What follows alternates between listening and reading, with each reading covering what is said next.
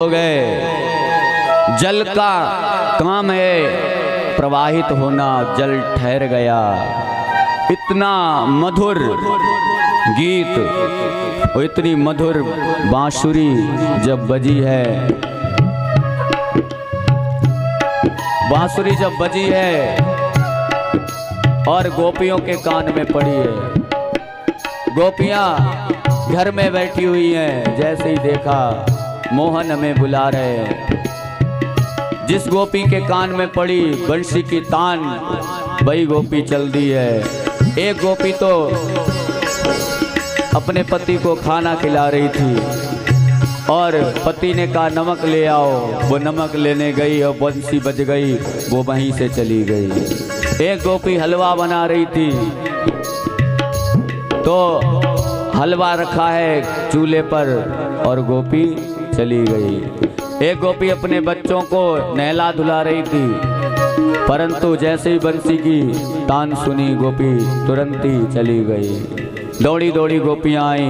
एक गोपी लीपा पोती कर रही थी, मेकअप कर रही थी। एक आंख में काजल लगाया, एक आंख में काजल लगा ही नहीं, ऐसे ही चली गई। और एक गोपी कपड़े पहन रही थी तो कहीं हाथ का कपड़ा कहीं पहन लिया, पैर का कपड़ा कहीं पहन लिया, मतलब अलूल जलूल कपड़े, उल्टे सीधे कपड़े पहन करके तुरंत भाग खड़ी हुई गोपियां। सुखदेव बाबा कहते हैं परीक्षित देखिए गोपियां आ रही हैं। ये नहीं कहा गोपियां जा रही हैं, देखिए गोपियां आ रही हैं। मतलब सुखदेव बाबा उन्हें लाइव टेलीकास्ट दिखा रहे हैं। देखिए लाइव दिखा रहे हैं कि देखो ऐसे महाराज भगवान ने किया।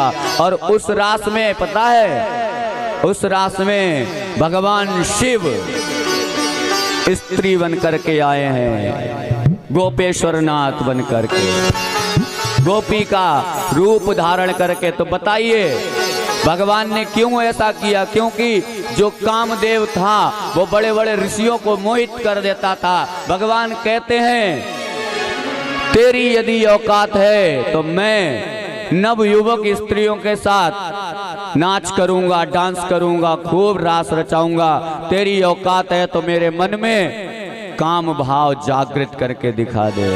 काम ने खूब बाण चला दिए, उच्चाटन सम्मोहन खूब बाण चलाए, सबरे बाण छोड़ दिए, भगवान का कुछ नहीं बिगाड़ पाया। काम भी भगवान के चरणों में दंडवत करने लगा, हे प्रभु मैं आपका कुछ नहीं बिगाड़ सकता। आइए रास पंचाध्याय में प्रवेश करते हैं और झांकियों के दर्शन करते हैं।